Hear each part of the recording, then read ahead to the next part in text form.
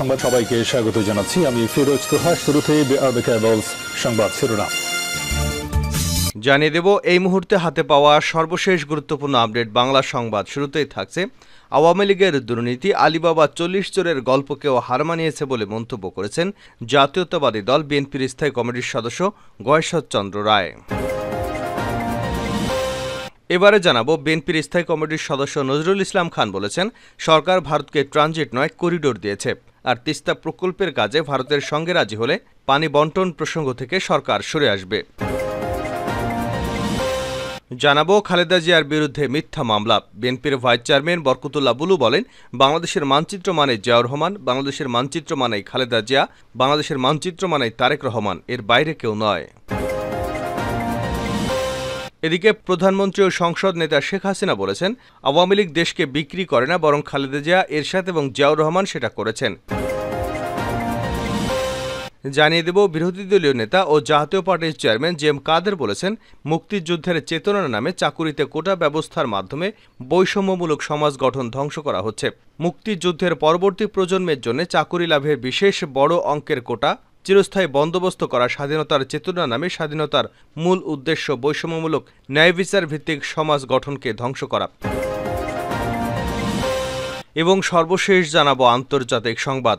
Israeli বন্দীরা আত্মহত্যার চেষ্টা করছে বলে জানিয়েছেন ফিলিস্তিনের প্রতিরোধ আন্দোলন ইসলামিক জিহাদের সশস্ত্র শাখা আল কুদস ব্রিগেডের মুখপাত্র আবু হামজা মঙ্গলবার এক বিবৃতিতে এমনটা জানিয়েছেন তিনি।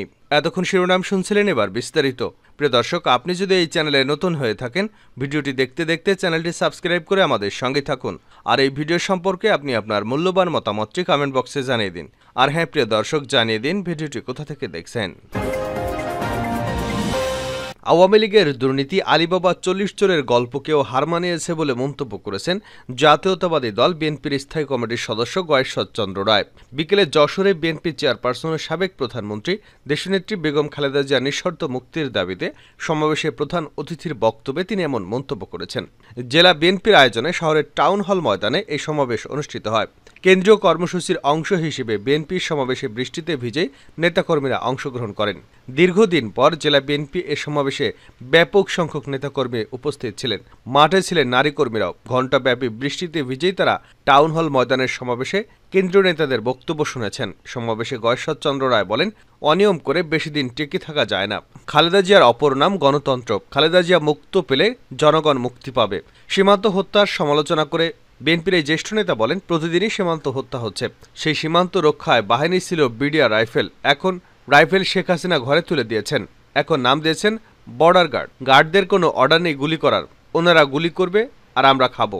কেন তাহলে সীমান্ত রক্ষী রাখতে হচ্ছে? হাতে হারিকেন দিয়ে চৌকিদার রাখতে পারতেন। কেন আমাদের হাজার হাজার টাকার অস্ত্র কিনি আমরা দেশ রক্ষার, দেশের মানুষকে রক্ষার জন্য। অস্ত্রের ব্যবহার যদি না করতে পারি তাহলে কিনবো কেন? এত স্বামী স্ত্রীর সম্পর্ক, তাহলে সীমান্তে এত হত্যা কেন? জিয়াউর রহমানের সময় পারেনি, বেগম খালেদা জিয়ার সময় তো পারেনি, তাহলে আমাদের সময় কেন এত হত্যা? আজ ব্যাঙ ও ঠ্যাং মেলে এই সরকারের বিরুদ্ধে, কারণ এই সরকার ব্যস্ত লুটপাটে। হাজার হাজার কোটি টাকা লুটপাট করে বিদেশে নিয়ে যাচ্ছে। সেই লুটের টাকা ঘুষ দিলে সব মাফ করে দেওয়ার ব্যবস্থাও আছে।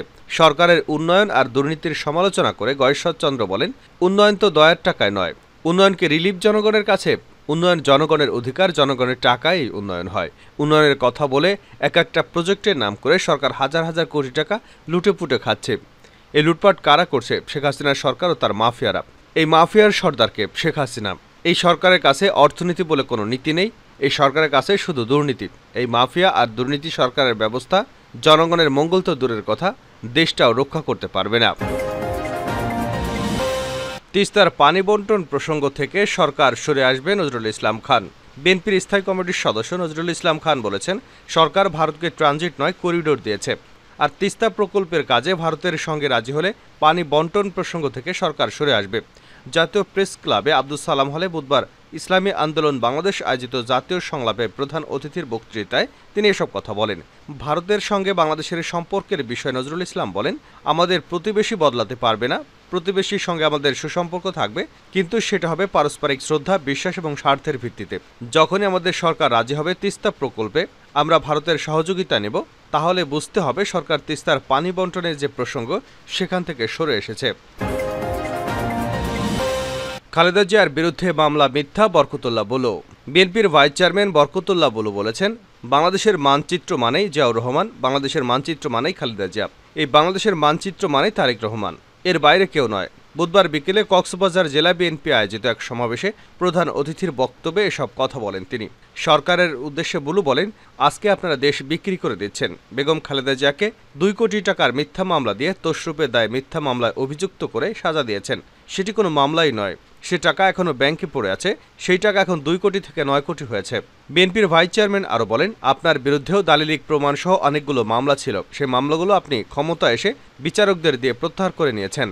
আপনার সরকার দেশের হাজার হাজার কোটি টাকা বিদেশে পাচার করেছে। একদিন দেশের মাটিতে জনগণ আপনাকে বিচার করবে। বিএনপি চেয়ারপারসন বেগম খালেদা জিয়া ও ভারপ্রাপ্ত চেয়ারম্যান তারেক রহমানের নেতৃত্বে সকলকে ঐক্যবদ্ধভাবে আন্দোলনে ঝাঁপিয়ে পড়ার আহ্বান জানান বলুক। খালেদা জিয়ার নিঃশর্ত মুক্তির দাবিতে সারা দেশে জেলা পর্যায়ে সমাবেশ করেছে বিএনপি। সমাবেশে বরকতুল্লাহ বুলু আরও বলেন, বাংলাদেশের মানচিত্র হচ্ছে শহীদ প্রেসিডেন্ট জিয়াউর রহমান। ইনশাআল্লাহ বাংলাদেশে গণতন্ত্র ফিরে আসবে।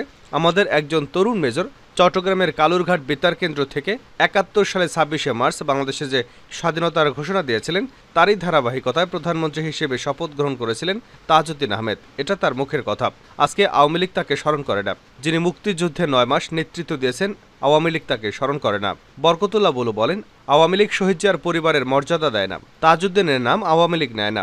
এর একটিমাত্র কারণ, যদি তাজউদ্দিন আহমেদকে স্মরণ করতে হয় তাহলে শহীদ প্রেসিডেন্ট জিয়াউর রহমানকে মুক্তিযুদ্ধের ঘোষক হিসেবে স্বীকৃতি দিতে হবে। সেই কারণে তারা নামটি স্মরণ করে না। তিনি আরও বলেন, তাই আজকে আমরা বলতে চাই, ইতিহাস কখনো পাল্টায় না। আপনারা যদি কেউ কলকাতায় যান তাহলে সেখানে জাদুঘরে গিয়ে দেখবেন বাংলাদেশের স্বাধীনতার ঘোষক হিসেবে একজনের ভাস্কর্য সেখানে আছে। সেটি হলেন শহীদ প্রেসিডেন্ট জিয়াউর রহমান। তাই আমরা বলতে চাই, সেদিন যদি জিয়াউর রহমান স্বাধীনতার ঘোষণা না দিত তাহলে মুক্তিযুদ্ধ হতো না, আর মুক্তিযুদ্ধ না হলে বাংলাদেশ স্বাধীন হতো না। আওয়ামী লীগ নয়, খালেদা জিয়া এরশাদ দেশ বিক্রি করেছেন প্রধানমন্ত্রী শেখ হাসিনা। প্রধানমন্ত্রী শেখ হাসিনা বলেছেন, আওয়ামী লীগ দেশ বিক্রি করে না, বরং খালেদা জিয়া, এরশাদ এবং জিয়াউর রহমান সেটা করেছেন। তিনি বলেন, কারা দেশ বিক্রি করেছে? এটা খালেদা জিয়া, এরশাদ এবং জিয়াউর রহমান করেছে। তারা দেশ বিক্রি করেছে, আওয়ামী লীগ দেশ বিক্রি করে না। এ বিষয়ে তিনি এই ত্রয়ী আমলের বেশ কয়েকটি ঘটনার উল্লেখ করেছেন, যার মধ্যে রয়েছে 2001 সালে সাধারণ নির্বাচনের আগে খালেদা জিয়া দ্বারা ভারতের কাছে বাংলাদেশের গ্যাস বিক্রির জন্য মুচলেকা প্রদান। প্রধানমন্ত্রী ও সংসদ নেতা শেখ হাসিনা বুধবার দ্বাদশ জাতীয় সংসদের 3য় এবং 2024-25 অর্থবছরের বাজেট অধিবেশনের সমাপনী ভাষণে একথা বলেছেন। স্পিকার ডক্টর শিরিন শারমিন চৌধুরী এ সময় অধিবেশনে সভাপতিত্ব করেন। প্রধানমন্ত্রী তার সাম্প্রতিক ভারত সফরের বিষয়ে কিছু সমঝোতা স্বাক্ষরের জন্য কোনো বিরোধী রাজনৈতিক মহলের ভারতের কাছে দেশ বিক্রির অভিযোগের কঠোর সমালোচনা করেন। তিনি বলেন, আমরা 2001 সালে ক্ষমতায় আসিনি, কারণ আমাদের গ্যাস আমেরিকান কোম্পানি উত্তোলন করছে। সেই গ্যাস তারা বিক্রি করতে চায় ভারতের কাছে। আমি সেটা আপত্তি করেছিলাম। প্রধানমন্ত্রী বলেন, নির্বাচনের আগে অনেক কিছু হয়। যাই হোক, খালেদা জিয়া গ্যাস বিক্রি করতে রাজি হয়ে যায় এবং সেভাবে মুচলেকা দেয়। আমরা ভোট বেশি পেয়েছিলাম, কিন্তু সিট আর পেলাম না। সরকার গঠন করতে পারলাম না, কারণ আমি তো গ্যাস বিক্রি করতে চাইনি। তো বিক্রিটা করে কে দেশকে?